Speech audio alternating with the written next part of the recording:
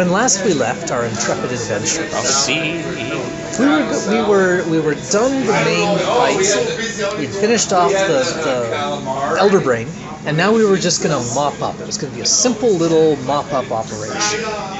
The way the board was set up, there was a whole lot of mind flayers that were just sort of fighting off on the side, and we they were face wrestling. Yeah, we just got it. And I just skipped them because I didn't want to roll a bunch of rolls against each other, and they were about roughly matched. So I just said they're just fighting. Yeah, they're not going to be relevant. They're each occupying the others. They don't have to. So the players that we do have to keep in mind, we've got the party, except Hank's brain is still out, so Hank is offline. So most of the mind flayers are off face wrestling, and that's taking them out of combat. Simplifies things a bit. We killed the Elder Brain last session, but the boss mind flayer, the boss baddie, we put him in a beat of force just to take him out of combat. Right, he got bubbled. Yeah, so he comes into this combat pretty much at full. He's a little bit hurt, I think, sort of trivially. And the only other mind flayer over on our side of the fight that is on their side, the bad guy side, is one we dubbed Jerry. So it's the boss and Jerry versus the party, with Hank currently offline because his brain is over in a pile of brains over there. Yeah. And Cricket is back online because she had her brain shoved in last session and super magicked. Right. With Wolf Slobber. Yeah. Yeah. And Brian Flair, who is a mind flayer that has turned to the party's side, he's opposed to the brain eating thing. And Bob Flair, who is he was on the party side. He was on the I think the party's right, but I'm too scared of the Elder Brain, and so now he's turned to now the Elder Brain's dead. He's like, yeah, let's go with the party. I'm gonna help them. Right. So yeah, it's basically a whole bunch of people versus two mind flayers. Mm-hmm. And Jerry's just a regular, I think he was one of the artillery or skirmishers or something. No, he's a skirmisher. He's a skirmisher. And he was almost bloodied. Yeah, so he's not in great shape. So yeah, we figure it's probably going to be a mop-up. We'll just focus on the boss and wipe him out. All is good. So, you wrote things down. I wrote down 2 pages of notes because this turns out to be a freakishly complicated combat that took the whole session and very, very nearly killed the party. Wow. This is the closest we've ever come to a party wipe. First thing that happens is Cricket jumps down into the big brain pit and runs over to Hank's brain. And ever so carefully picks up Hank's brain and is very carefully bringing it to where Hank's body is lying. Which is a big deal because Hank owns her, right? She's holding her owner's brain. Yeah, so I'm being super duper careful with this. I only have enough move to get over to the base of the wall of the brain pit, so next round I'll go up there. I'm gonna toss it up there or something. Yeah. Just aim for the brain hole. Right. Swish. So then Pre-dousing with some healing potion. Yeah. Brian has a more appreciation for the more realistic brain anatomy too, so he's much more like, hey, we got to be really careful because everyone else is like, oh, whatever, brains are resilient, right? They bounce. Cover it in healing potion. What if it lands on somebody's arm and bonds to the side of the arm? They become ood.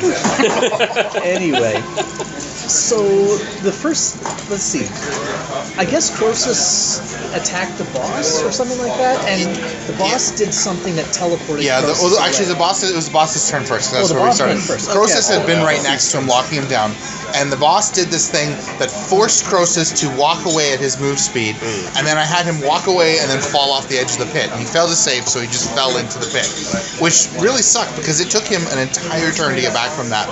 And then the boss monster came out, or the boss mind flayer came out of his alcove right away. Oh, and went over to Serendipity, but he couldn't make it by 1 square, so he mind blasted everyone and did a whole bunch of damage, except for the Hank because he didn't have a mind. And Tim was annoyed because he's like, how did he do that? How did he make me walk away and go mind blast the party? But the make people walk away is a minor action for him. He's like, your guy comes up to attack him, he walks away. Tim, the whole session, Tim was like, stupid leader, stupid. Make the defender move away with a minor action. So yeah, the boss was able to come over to the party, and then it was the party's turn.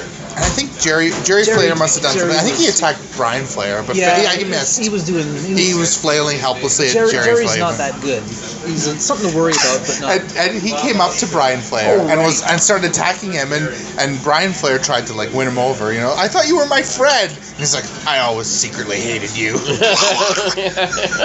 and so for the rest of the combat, I'm like, yeah, screw Jerry. You know, anything bad that happens to Jerry, I'm all for it. I thought he was my friend, but anyway. Yeah, and if it isn't obvious, Brian Flayer's being played by Brian. Yeah. Because that was the mind flayer that ate Cricket's brain, and Bob Flayer's being played by Robert, because he's the one who ate Hank's brain. Robert being Hank's Flayer. Yeah. And Brian Flayer's kind of the one that it dawned on him that, hey, we don't need to eat brains after all, and caused this whole mess. And Jerry Flayer, I don't know why he got called Jerry, but he did. So. Yeah, I'm trying to remember. There was some reason it came up that way, but whatever, doesn't matter. Was he the oldest mind flayer? I think when you made your sort of sounds to indicate what his name was, there was a J in there. So, who knows? Something like that. He's Jerry now. So, boss is now adjacent to Serendipity, or almost adjacent. So, Serendipity attacks the boss, but the boss has some defensive interrupt trait. And she was doing something minor, but it did psychic damage, which with her like auto crit will mean that she can't take damage from him forever. Yeah. Right. So, but the boss does some boss monster trick. And mind flayery boss monster trick too. That redirects her attack onto someone else. Yeah. They actually swap places. Okay. Took Gerard. Gerard appeared where the mind flayer was. The mind flayer appeared where Gerard was, which was fantastic because he was right next to Serendipity, which was useful next round. And then the attack hits Gerard instead. And it's a crit, of course, so it does massive damage. Yeah. And pushes him. I think it pushed him off the ledge. No, it didn't. That was what Gerard stayed up there, but was badly hurt by Serendipity's attack. Basically, most of this combat involved us hitting each other in some way. So anyway, you guys were itching to have a party combat. I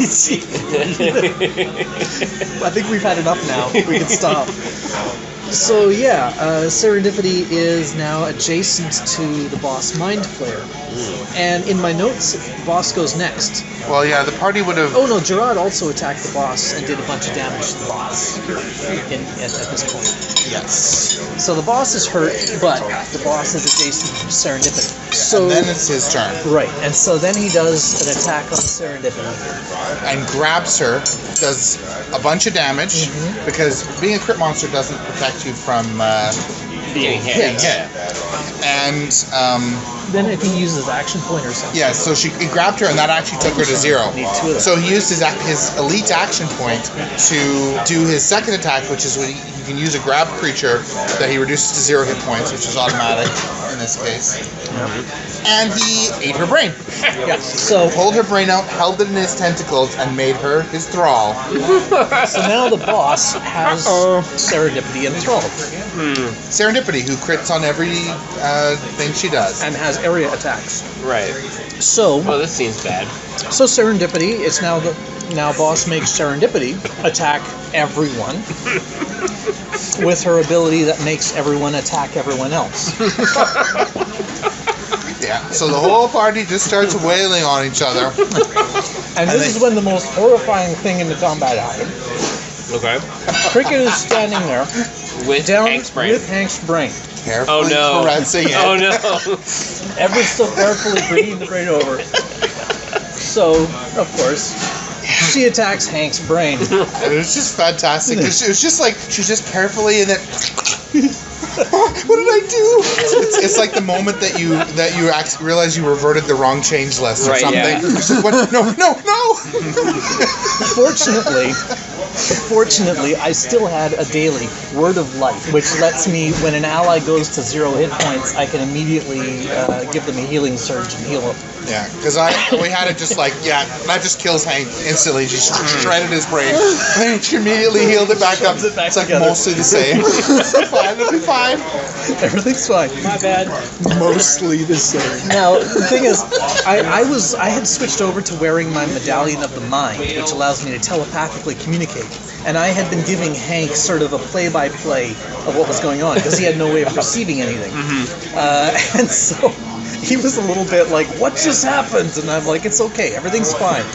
Put it all back. It was so great how she was going on about how careful she was, how she was really concerned about harming her owner's brain, and then just... Oh my. The rest of the people, I think, focused fired on Brian Flayer, if I recall. No, because Gerard get knocked out Oh, by right. the self-fighting. I think everyone attacked Brian Flayer, but Brian Flayer was forced to attack Gerard, and that took him down. So Brian Flayer got a bit hurt. So now I don't think that was bloodied though. One of the crit monsters is now Thrall, and the other one's unconscious. Right. Hank doesn't have his brain. Yeah. Cricket is in the pit, and Croesus is walking from the far side of the room back. Now before that, the extract brain and make Thrall thing, you do it to a creature that has gone to 0 hit points, right? So the process actually brings them back up to their bloody value and hit points. So Gerard has gone down. The party's down. They have no crit monsters, and the boss monster has a crit monster. Right. So we're in bad position. Brian Flayer standing right next to Ben Gerard because he just took him down because Serendipity made him. Right. He ever so helpfully and with the best of intentions pulls out Ben Gerard's brain. Because it brings him back to half hit points as a Thrall. And that's their best chance of survival. right, and so then I make Ben Gerard attack the boss monster, I think. And that kills him. And that kills the boss monster. So I've taken down the boss. And with that Ben means Gerard as my thrall. Serendipity collapses because she's no longer thralled by him. Yeah. But Bob Flayer is standing right next to Serendipity because he's come over to help. And they start to think. No, not quite yet. Jerry attacks Bob Flayer at this point. Okay. But Croesus has been managing to get back up there, and he does this thing which interposes to defend an ally. He interposes himself, and so Jerry Flayer successfully grapples Croesus and is about to pull Croesus's brain. Oh. So Croesus is locked down in a grab and is about to have his brain pulled next round. Right. So this is the scenario now. Serendipity is offline. Her brain is lying right next to Robert Flayer. Right. Bob Flayer. Brian Flayer actually has Ben Gerard's brain. Well, and Bob Flayer had grabbed Serendipity because he was going to do the same thing. He was like, if we bring her back up as a thrall, she'll be at half hit points. Right. So he's grabbed her, but it'll take him another turn because he doesn't have an action point. Right. So he's ready to eat her brain too. Hank is still brainless and unconscious. Cricket is at -9 on all her rolls because of the combat. No, actually, just -5 now. -5. Yeah, but still, -5 on all her rolls. Plus, she's a supporting character. She's a support giver. So, at this point, Brian Flayer goes, we could take this. Right. We could totally take this. Right. And Robert Flayer's like, yeah, we could take this. Because the only reason they allied with the party was just their best hope of survival, right? Yeah. At this point, If we have Serendipity's brain and Panadar, Right. we've got time travel. We can go and do all the stabilization things. This is perfect. This is perfect. So we turn on the party. Right. And so where we are. Oh yes, right before we turned, by the way, I think Croesus may have noticed the way things were shifting. Right. Because Croesus tried doing an intimidate check on Brian Flayer to sort of make him remember, you're on our side, and he rolled a 1 on the intimidate check. So that probably also helped my decision process. I'm like, yeah. Try to threaten me, not being good. It was close. They debated quite a bit because if they turn the party and lose, they're dead. Yeah. But it looks like they're pretty much guaranteed victory at this point. Right, because they have no one in the party is up. Yeah. Well, So Croesus is about to I think they underestimated Croesus' ability to never get hurt. Right. But because the next thing I did is I had Brian Flayer when I decided to turn. I had Gerard, the crit monster I currently had under control, attack Croesus. Right. And I did nothing. Squat. yeah, she's crits on every single thing. Yeah. But he has this ability. It's his armor, he calls it. But it's like a total defense. It's a standard action, And when he does it on his turn, when you hit him, he rolls a dice, and 50% of the time he takes 0 damage. The other 50% of the time, he takes half damage. Right. All the time, everything. Yeah. So she hit him 3 times or something. Something ridiculous, and he did just no damage. took no damage. Nothing. Yeah. Yeah. Wow. Yeah. So that was a little bit like, whoops, but oh well, we still have All these- still have all the cards. And Jerry's about to eat his brain. Yeah, well, Or, right? yeah, Jerry has Croesus grabbed. Right. And so it'll actually take him a bit of effort to eat his brain, but he has him grabbed. Yeah, so he's locked down at least. He can't move around. And he's grabbed, and he's dazed while he's in the grab. And Croesus, everything he's about is taking opportunity actions. Yeah. And so he Right. can't take his opportunity actions. So he's like 90% of his abilities are locked out Yeah. by this thing grabbing. Yeah, he's still insanely hard to kill, but at least he can't defend anything. He can't do damage. So yeah, so it's really looking. It looked bad for It the looks party. really bad, yeah. But But Cricket's still up. No, Cricket is not. Well, Cricket is fine. Cricket sucks right now. She's used all of her dailies. And she's -5 on everything. -5 on everything. And she's a supporter type character. So yeah, she doesn't really have anything she can bring to the fight. However, Hank, who's lying brainless on the floor, and his brain is, I don't know, must have got dropped or something at some point. No, Cricket's probably still holding it. Cricket is still holding it. Right. And his brain is just raging, and Cricket's updating it on what's going on. Right, yeah. With the Medallion of the Mind. So something happened. What was it that triggered the dimensional vortex? It's something when someone attacks someone. Hank has this thing Where that he can teleport over to them and attack them. them. So he used his cinematic point, which is the things that we have to Right, like. yeah. You It can allows you do to crazy do stuff. Right. And so someone attacks someone, and he used Was so his mad. thing to teleport his brain into his head and teleport, or it's like he teleported his brain here and his body here, and then attacked the guy. And exploded Bob Flayer. Just so Brian Flayer was just like, haha, we can turn on them and we can win. Turn, haha. Why is my ally all over me? This didn't quite. Suddenly, everything's And it was great because like everyone was fighting their own thing. Like Bob Flayer and Hank, the 2 characters controlled by Robert, were both. Those were the ones locked in combat, and one just destroyed the other. Yeah, and a little later on, Cricket and Brian Flayer do wind up in a bit of a fight there. That was fun too. What was We'll get Bob to Flayer up to in the meantime? Was he was trying to get Serendipity. Yeah, he had Serendipity's brain. Oh, okay, right. Now, Croesus got out of the grab in the process of all this as well. Croesus, what happened there? Yeah, it turned out that the grab thing wasn't really very significant for him because he can teleport in such a situation, so he just teleported out. Right. And, So what he did He is was grabbing me. he teleported over to where Serendipity's brain had wound up on the floor. Right. Because Bob Flayer exploded. Right. And he picks it up, and he has this look, and he goes, I can fix this. I can fix anything. I can fix this. And he runs over to Serendipity's body, and Shannon is like, so Croesus is like, I can fix this.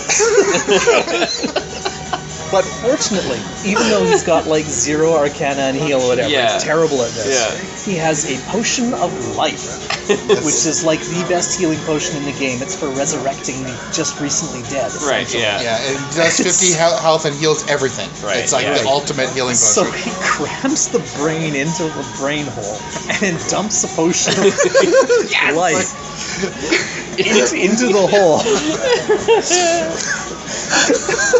And how her back of her head was opened up, it seals up from the potion, and she comes back online, completely fine, potion of life, and it just reinforces Croesus' belief that he can fix everything. So Serendipity's up now. Right. And so Brian Flayer is like, oh crap. Just 1 second ago, I held all the cards. Now half the cards are once again arrayed against me, including the one that always crits. Right. So Serendipity used her, make people attack people to make Gerard, who is Brian Flayer's thrall, attack Brian Flayer. But I have some BS of my own. I have an ability called interposed thrall. Right. Where if I'm adjacent to a thrall and I get hit by an attack, Right. I can make the thrall take the attack instead. So he attacks himself? So Gerard crits himself. Stop hitting yourself. Stop hitting yourself. Goes from 60 hit points to negative 60 hit points. One hit point away from the negative bloody insta-kill, this character is over level. Boom. Gerard goes down. Wow. He was in wolf form, so he leaped for the jugular, and instead his own hand or his arm paw. Yeah. He shredded his own paw off, I guess. We were actually sort of pondering this. Brian Flayer extracted Gerard's brain while Gerard was in beast form. Right. So we were like, what if he shifts back? Does the brain still stay in dog form? And how does, Maybe he bit his own brain. It never actually came up. It could be, yeah. That would actually make more sense. Because especially because it's in his tentacles. Yeah. And he's going for the jugular, too. Brian Flayer was like, So, and now it's Brian Flayer's turn. And diplomacy roll. Bob Flayer exploded, and and I think somehow on that turn, Hank also blew up Jerry Flayer. Jerry Flayer's also dead at this He eviscerated him in one hit. and somehow he was there, and just Jerry Flayer's there, and shower of mist, and now Hank is there, and just like the look of pure rage in his eyes.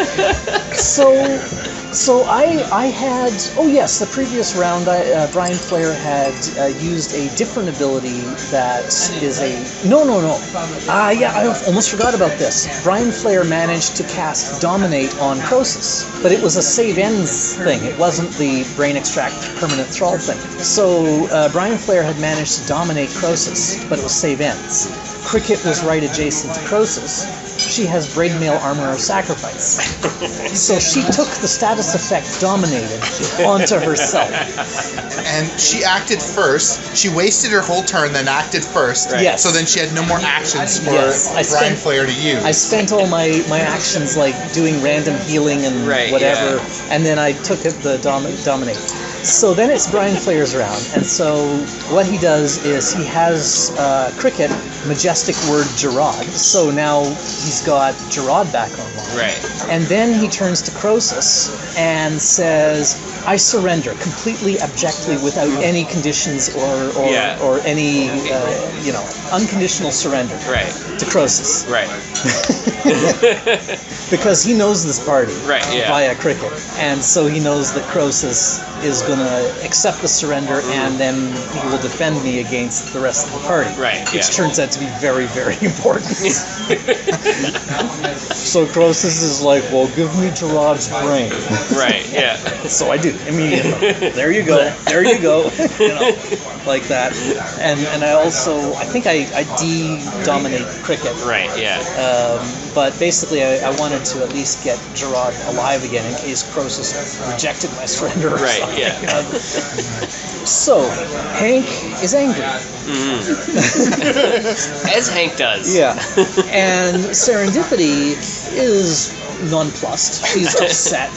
Does not like Brian Flayer. She might not have the context to be angry at Brian Flayer because she was mostly dominated. She doesn't remember that part. Yeah, but she still doesn't like him. They're mind flayers. They did try to eat their brains. Yeah. And also, if Brian Flayer dies, it just nicely ties up all the loose ends. Makes things simpler. They Yeah. don't have to keep their deal to bring the mind flayers with them for the future. Yeah. If she just lets Hank do what Hank does, then so Serendipity casts a spell, or uses a daily actually, which renders Brian Flayer helpless.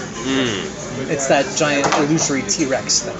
Yeah, I figured in this case it must be some kind of Cthulhuid horror. It's mind flayers. Maybe it's just a big giant, illusory giant monster appears, and one round you're immobilized, and if you fail to save, then you're helpless until you fail your save. Yeah.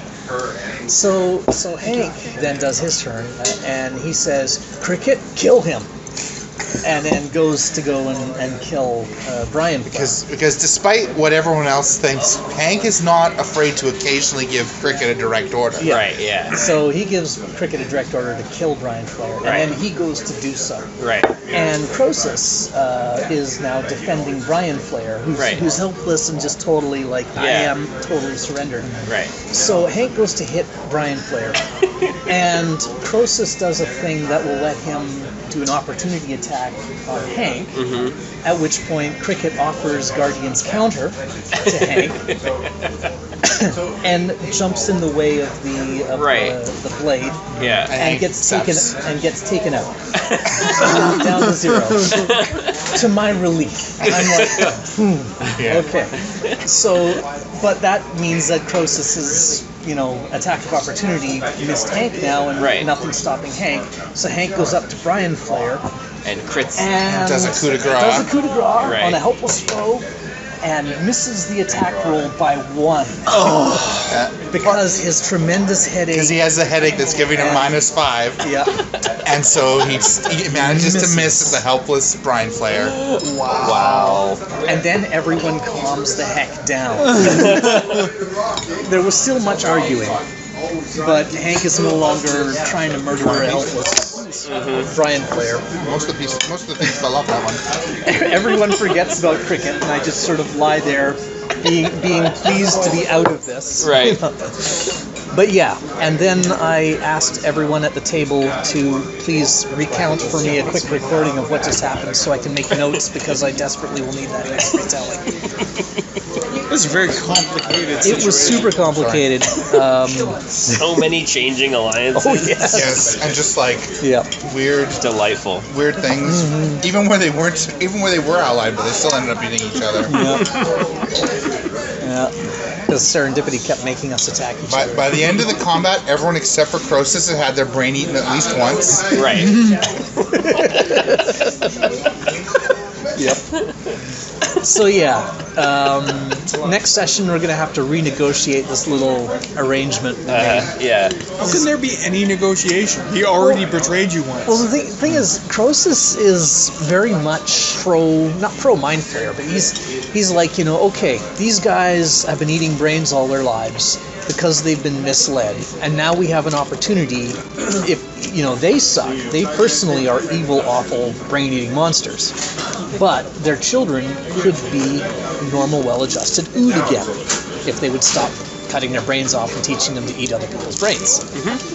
So that's he had nothing good to say about Brian Flayer. He was like, he was like, he even said, this guy's a traitorous, horrible scumbag. Except better than that. But I have promised that I wouldn't let anyone hurt him, so I'm not going to let anyone hurt him. Yeah. Brian Flayer was depending on that. Though, I mean, Croesus, I think, will be happy to let him stand trial. Yeah.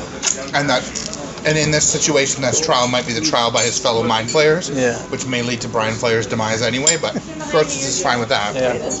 And that's all I have to say about it. I was fairly sympathetic toward Brian Flayer until he betrayed the party. Yeah. As I said to the other players at the table at the time, in my defense, I only turned on the party because I was absolutely certain I could win. Right. So I wouldn't have turned on the party if I had any doubt that I could have lost. You really do think that Brian Flayer made a very poor choice? No, it was. I would have won. I was actually. If Hank hadn't. If Hank hadn't done that BS cinematic point. Even that's what turned it. Yeah. Well, actually, Croesus could teleport. Like, that was obviously unexpected. Yeah. The thing is, we would have had both crit monsters pounding on Croesus. Yeah, I think like Croesus. Croesus is tougher than I think they anticipated. They aren't used to like I am having to fight Croesus. Right. But still, you would have been in big trouble if Hank hadn't cinematic pointed. That was a great use of a cinematic point. It made sense. It was a good idea. He actually can teleport in that situation. It was perfect. I really did think I had the party there. Like I said, it makes sense that he would betray them when he did, but Turns out it was a bad choice. Yeah. Some people don't have the advantage of having future knowledge, so we have to go with what we got. Yeah. No, I was actually thinking about, okay, how am I going to handle it if they get wiped by mind flayers? I figured my plan was let them play the mind flayers controlling the party for a while, and then later give some chance for a jailbreak or something. Yeah. Party for different timeline. Well, they have Because to control them. we still would have had to do all the things the party wanted to do anyway, because we need to stabilize their timeline, because we're now inextricably tangled with their timeline. That might be kind of fun to do a little bit of that as the mind flayers, Yeah. and then jailbreak and get the party back. Yeah. John has this great scene in mind where, Cricket's impersonating Kalinar, and there's a closet in back that's stuffed full of mind flayers that are just sort of trying to be quietly in the background. Turns out that the person who gave you a quest was really a mind flayer in disguise. It was still a good guy though. But yeah, we got our brains back. Serendipity ultimately put Gerard's brain back in his head. Oh, right. And someone, I don't know who it was like, maybe it was just a player, was like, are you going to do anything to it? Because Gerard and Serendipity kind of, gnomes and Zarib don't really get along. They kind of like mess with each other a little bit. So she's like, I'm going to draw a mustache on his brain. And so she did. Yep. And then put it back in his head. So from now on, What do you think about? Gerard has a mustache drawn on his brain. Did you keep a Sharpie with her? Magic. Should probably use prestidigitation. Arcane Mark. Yeah. Property go. If found, return to. What? Huh? What happened? I'm okay again. Croesus? I can do this. I can fix everything. I have never been so relieved to be knocked unconscious. It really, really simplified everything, and for a little while there my head didn't hurt so bad anymore. But now I'm awake again, and I got knocked unconscious, so how many headache layers is that? I don't know. Oh, this is bad. I want to sleep. It's very odd, after having this out-of-body experience, I feel like I need a change. I was thinking, maybe I should grow a mustache. It's still so dark. Where is everything? It's okay, sir. It's okay, sir. Cricket. Yes, can you hear me? I'm using the medallion of the mind to communicate with your brain. Yeah. I'm carrying it gently. I'm being exceedingly careful, I promise. I'm going to carry you back to your body and put you in. It's all going to be okay. Just let me carry you. Be gentle. I will be very gentle. Wait, what's serendipity? Oh. It's okay. It's okay. It's okay. I fixed it. It's okay. Slight hiccup, but it's okay. I undid that. It's okay. Why does everything smell like, I don't know, like grapes? Okay. I think I just need to teleport back to my body. Which I shouldn't be able to do. But I'm gonna do it anyway. Well,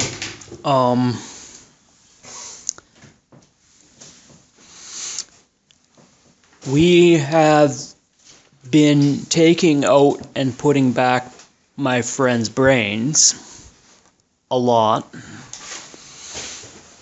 Still not dreaming, I think. I can fix this. I just need to get everyone to stop killing everybody. And then we can save a whole race of people. A whole race of miserable scumbag, betraying, cheating people. But their kids might be okay. They aren't goblin. They can change. So we should just stop killing. I can fix this. I can fix everything.